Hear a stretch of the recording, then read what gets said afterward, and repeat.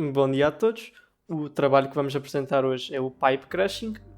Basicamente, para dar um resumo do problema, frequentemente em sistemas de tubagem, às vezes acontecem acidentes extremos onde o tubo é completamente deformado. Então, faz sentido analisar as deformações do tubo para perceber melhor como é que vamos atuar nesse tipo de situações. Foram então criadas 3 partes: a bigorna, o enchimento e o tubo.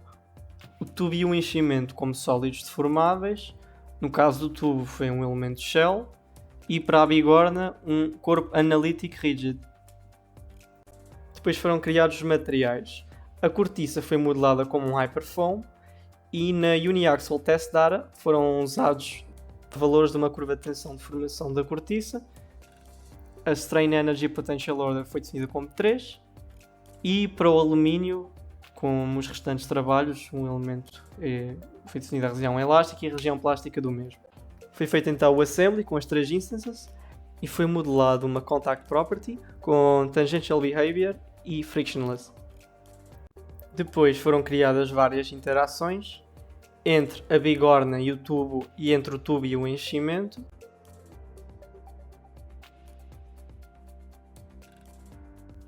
De seguida foi criada uma constraint do tipo tie entre a tubagem e o enchimento. Depois foram criadas as boundary conditions. O que se fez foi basicamente adicionar um reference point ao corpo analítico rígido e meter um deslocamento para baixo. Depois adicionou-se, tanto no enchimento como no tubo, simetrias nos 3 eixos.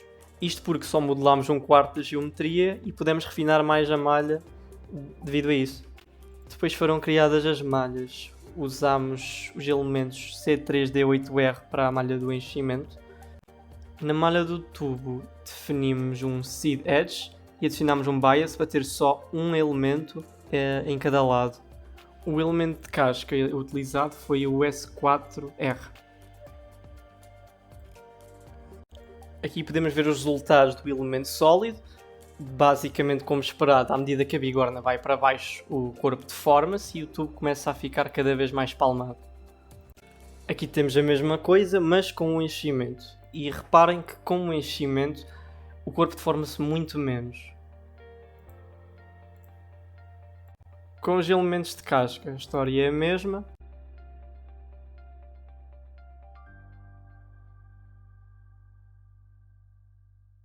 E podemos ver aqui lado a lado um vídeo da deformação com o tubo, com enchimento e sem enchimento.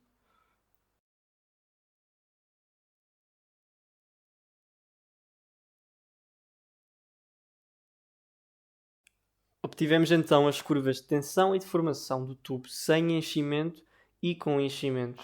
E para nossa surpresa até foram bastante semelhantes, o que nos levou a querer procurar mais e então fomos analisar a energia de deformação.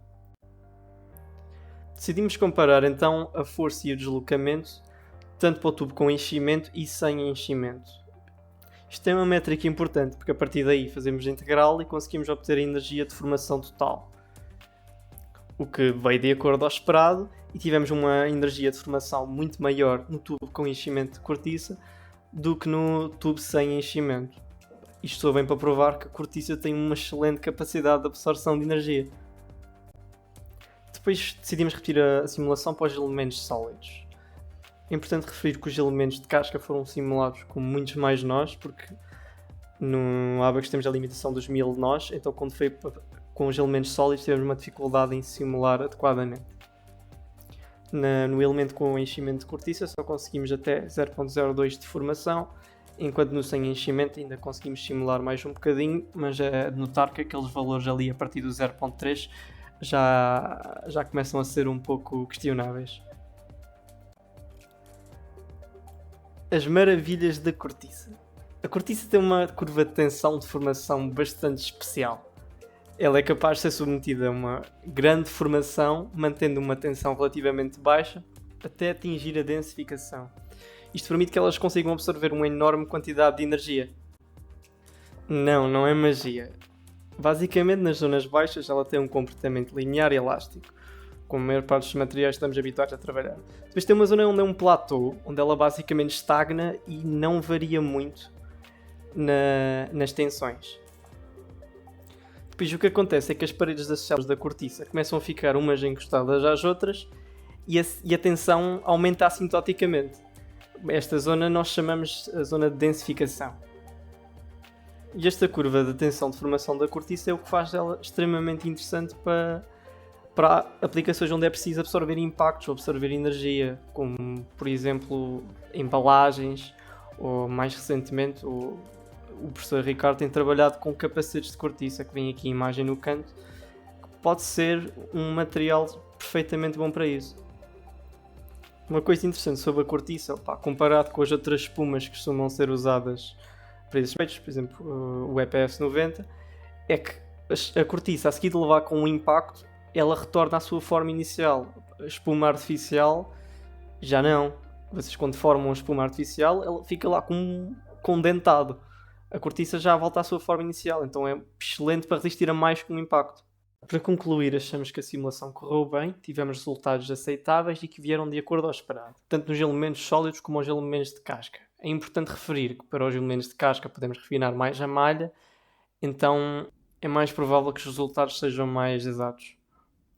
Podemos também analisar o efeito de um enchimento e, de facto, concluímos que faz imensa diferença na quantidade de energia que se pode absorver e da maneira que o corpo deforma, e podemos também observar que a cortiça é um excelente material para isso devido às suas capacidades naturais. Uma coisa importante a referir é que o enchimento que usamos aqui preenchia o interior do tubo todo. Se isto fosse um tubo utilizado para tubagens de ventilação, onde era preciso passar algum fluido por lá, esta não era uma opção viável porque alterava a capacidade do fluido passar pelo tubo.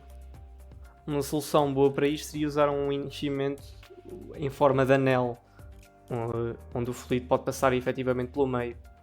Nós gostamos de fazer este trabalho, espero que tenham gostado da apresentação e até já!